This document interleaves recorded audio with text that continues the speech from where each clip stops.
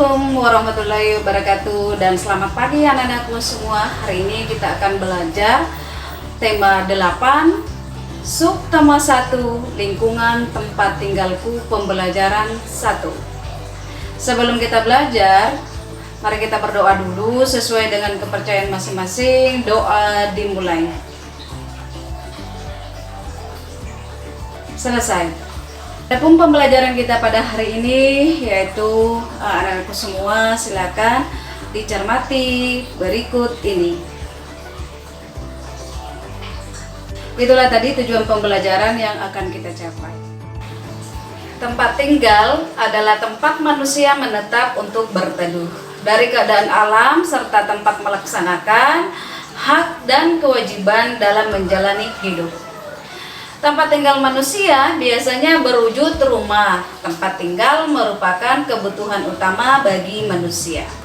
Setiap manusia tentu menginginkan lingkungan tempat tinggal yang nyaman untuk kehidupannya, seperti yang anak-anakku sedang amati. Menunjukkan bagian dari lingkungan tempat tinggal. Yang di sekitarnya masih banyak pohon, juga terlihat hamparan sawah dengan para petani yang sedang bekerja, serta binatang berupa ayam dan sapi. Lingkungan ini lebih tepat dinamakan pedesaan. Nah, masih banyak, ada hamparan sawah, ada sapi, dan ada petani. Setelah anak-anakku menyimak cerita tentang tempat tinggal sebuah pedesaan, sekarang giliran kamu untuk berlatih menceritakan secara tertulis alasan di mana kamu tinggal, nyamankah kamu tinggal di sana. Nah, itu nanti anak-anakku ceritakan secara tertulis dulu, baru kemudian menceritakan ke temannya. Selanjutnya, untuk memahami asal mula Telaga Warna, silakan anak-anakku baca ceritanya. Namun sebelumnya simaklah cerita berikut ini. Dahulu kala di Jawa Barat ada raja dan permaisuri yang belum dikaruniai anak. Padahal mereka sudah bertahun-tahun menunggu. Akhirnya raja memutuskan untuk bertapa di hutan. Raja sedang berdoa untuk meminta seorang anak. Di hutan, raja terus berdoa kepada Yang Maha Kuasa. Raja meminta agar segera dikaruniai anak. Doa raja pun terkabul. Permaisuri melahirkan seorang bayi perempuan. Raja dan permaisuri sangat bahagia. Seluruh rakyat juga bersukacita menyambut kelahiran putri raja. Raja dan permaisuri sangat menyayangi putrinya. Mereka juga sangat memanjakannya. Segala keinginan putrinya dituruti. Tak terasa putri raja telah tumbuh menjadi gadis cantik.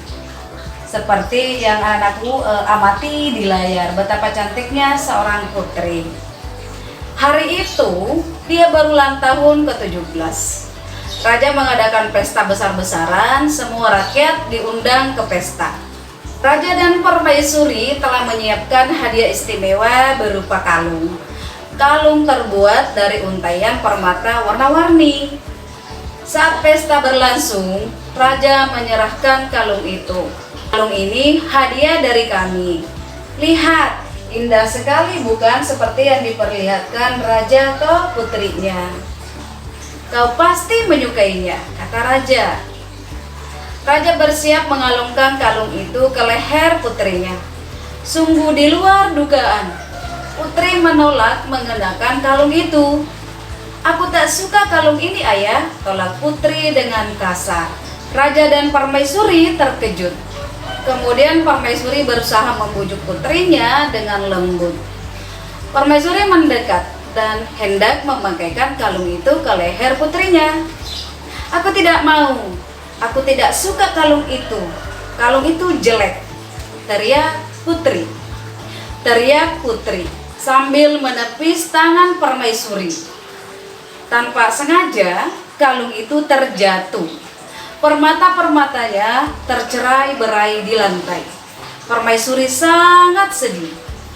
Permaisuri terduduk dan menangis. Tangisan permaisuri menyayat hati. Seluruh rakyat yang hadir turut menangis. Nah, anak-anakku, rakyatnya sedang menangisi karena putri ini tidak mau menerima pemberian kalung dari permaisuri dan raja. Mereka sedih melihat tingkah laku putri yang mereka sayangi. Tak disangka, air mata yang tumpah ke lantai berubah menjadi aliran air. Aliran air menghanyutkan permata-permata yang berserakan. Air tersebut mengalir keluar istana dan membentuk danau. Anehnya, air danau berwarna-warni, seperti warna-warna permata kalung putri.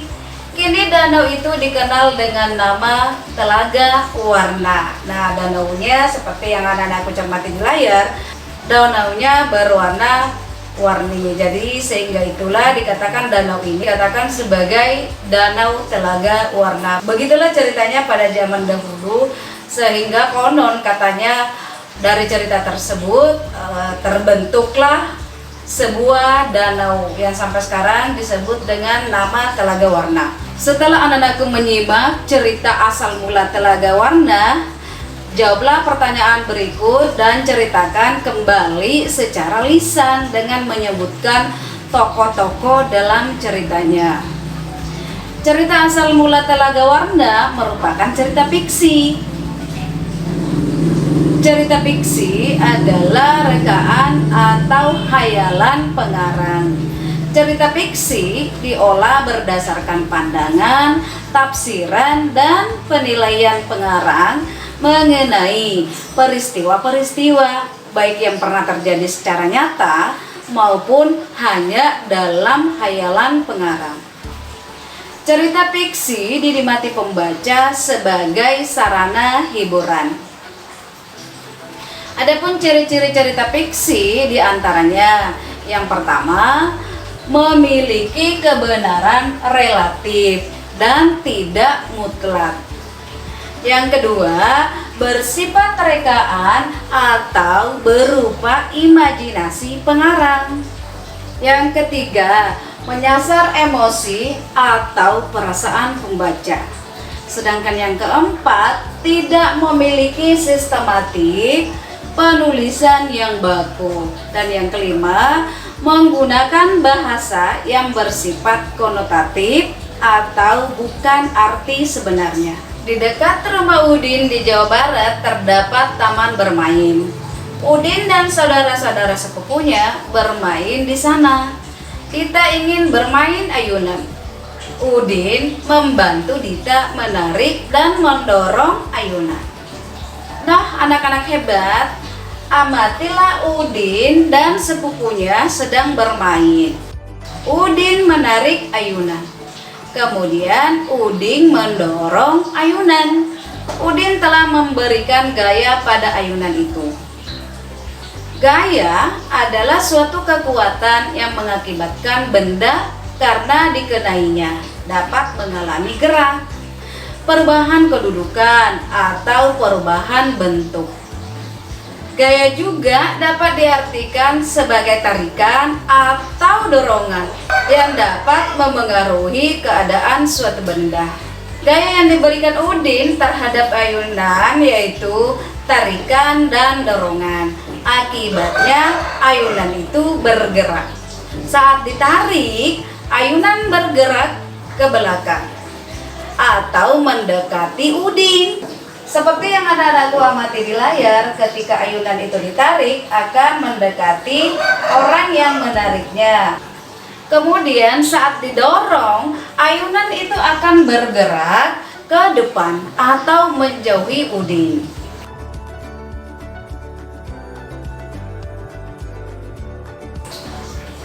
Gerak adalah perpindahan kedudukan suatu benda terhadap benda lainnya, baik yang berpindah kedudukan, yang mendekati maupun yang menjauhi suatu benda atau tempat asal akibat benda itu dikenai gaya.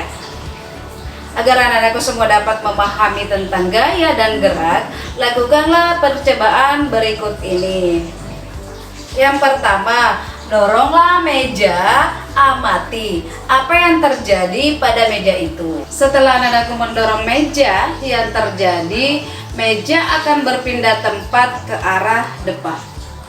Lalu setelah itu tariklah meja, amati apa yang terjadi pada meja itu.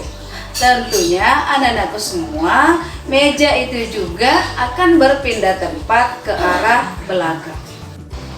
Halo anak-anak hebat, itulah tadi pembelajaran kita tentang cerita awal, terjadinya telaga warna dan fiksi, serta gaya dan gerak. Mudah-mudahan ini bermanfaat. Salam merdeka belajar.